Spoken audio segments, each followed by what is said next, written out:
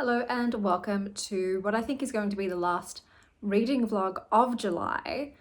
And this one was all audiobooks. So with me in audiobooks, the books I tend to request with that are ones that I'm a bit ambivalent about.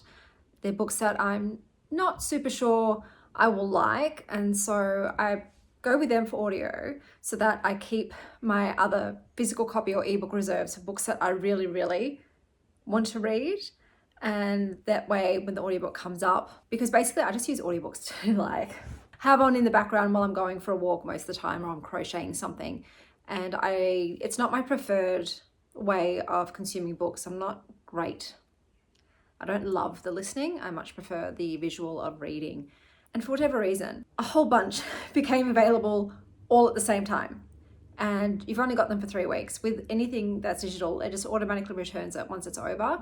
You can't renew the loans for the audiobooks, so you've just got the 3 weeks and that's it. So I thought, okay, since I've got so many all at once, let's just finish the month off with audiobooks. So I started with a novel love story by Ashley Poston. So I really loved The Dead Romantics and I liked The 7 Year Slips. So I was expecting to also like this one, but I did see quite a few meh reviews about this particular book, so I went through with lower expectations.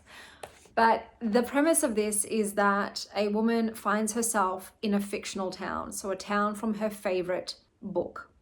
And so all the characters are there, all the shops are there, but someone is there that wasn't in the book, and it's a grumpy bookshop owner who she has a bit of a rough meeting with. But basically, you've got a kind of annoying main character who winds up in her dream town and ends up slapping said bookshop owner. And I don't like that. I find physical assault not okay. It doesn't matter if it's the woman perpetrating it, but it's not okay also just to randomly slap a stranger in the face. Like what he did wasn't enough to warrant physical assault. Let's just say that. So I listened to 3 hours of this and I decided to DNF. It just didn't feel very magical, despite the fact that she was meant to be in this, sort of magical literary town. It just felt off. Just everything about it felt off. And after her altercation with this guy, I thought, there's just no way I'm going to ship these two getting together. This is awful. So I ended up skipping ahead. Boy, oh boy, am I glad I didn't push through. I would have been quite irate with how the story unfolded. I wouldn't have been very happy with the plot or the characters. So that was definitely just not a book that was to my taste. And I just think, yeah, it had a great idea, but the execution just wasn't up to my liking. And then I picked up The Moonlight Market by Joanne Harris. So this is a book with these sort of moth and butterfly type creatures that did feel very much like Seelie and Unseelie Fae. They call them the midnight and the daylight folk, but that's the gist of it. And they obviously exist within the human realm, but the humans don't really see these magical creatures, except for one absolutely clueless dude named Tom who likes to take photographs, and through the photographs he glimpses this other world. The biggest issue in this book, the biggest issue is that the main character Tom has memory issues. So you find out that that's because whenever he goes to this moonlight market or these fairy realms, he barters days, weeks, months of his life, so he loses all the memories. And you can't have a guy who knows nothing being the main character and then have everyone around him also refusing to tell him what's going on. It's just not interesting to read about that. It makes the book very tedious and dull to have someone that's just constantly forgetting things and not understanding that they've done this before, and then everyone refusing to clear things up for him. So it was 3 hours once again that I spent on this one before deciding to DNF. It just didn't have any sense of danger, even though it was meant to. It felt very young. I'm not even joking when I say it felt like a middle grade, but it's meant to be an adult novel. And to have a book about fairies just be so humdrum is just, no, it's not for me. Like I said, this was actually feeling like a 2.5, so that's why I DNF'd that. So the next book I picked up was The Crane Husband by Kelly Barnhill. So this is a sort of gender swapped tale of the crane wife. In this one, you have a weaver artist mother who brings home a new bird daddy for her children. And this daddy likes to scratch. So I'd say the main themes in this book are domestic abuse and parental neglect, child neglect.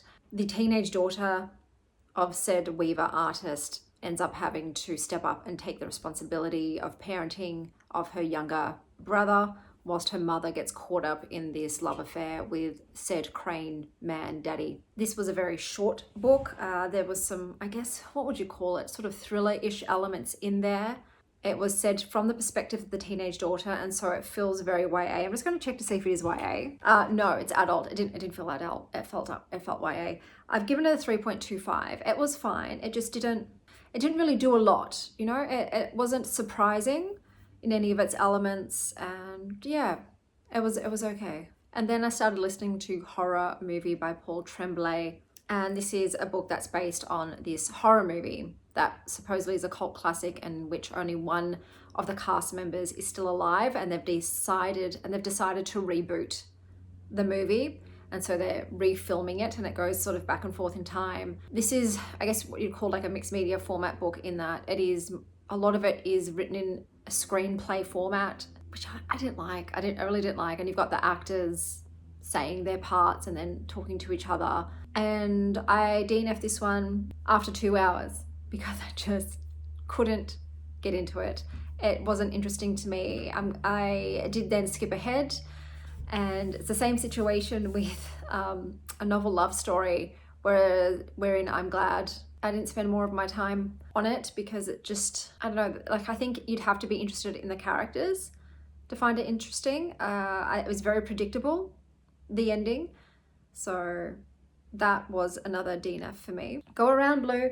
And then I listened to Nothing Burns as Bright as You by Ashley Woodfolk. So this is a very lyrical, sapphic, codependent love story between two Black teenage girls. The writing style was really lovely. So I'd say the main player in this book is the writing style, the poetic prose.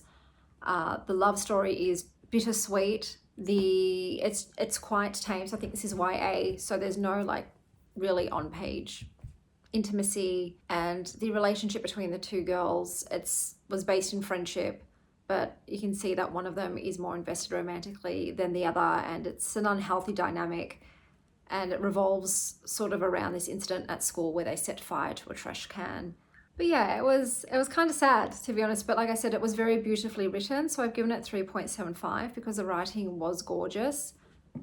I wouldn't come here for romance per se, but it was an enjoyable listen. This was also on the shorter side, but I thought it was well done for what it was. And then the final book that I listened to for this little mini vlog to end the month with was How to Spot the Star Signs, An Astrologer's Savage Guide to Navigating Love, Life and Everything in Between by Netgalley. And this was just a bit of fun. They talk about every star sign. They talk about not only their traits, but how to win one over, how to break up with one of them. In terms of if you have one as a boss, if you have one as a friend. So just all about relating to each person based on their star signs. Then also talks about compatibility with the different star signs as well. And it was just very fun and easy to read. I wouldn't say I learned a whole lot of new stuff, but that's just because I'm very familiar with astrology. But I just wanted to listen to something that was easy to consume and to see someone else's opinion on the interrelational dynamics between people of different star signs. So I'll go through all of the books that I listened to for this little mini vlog. So we had Horror Movie by Paul Tremblay, which I DNF'd after 2 hours. We had The Midnight Market by Joanne Harris, which I DNF'd after 3 hours. We have A Novel Love Story by Ashley Poston, which I also DNF'd after 3 hours. We have The Crane Husband by Kelly Barnhill, which I gave a 3.25. We have How to Spot the Star Signs by Netgalley, which I didn't rate, but was an enjoyable listen.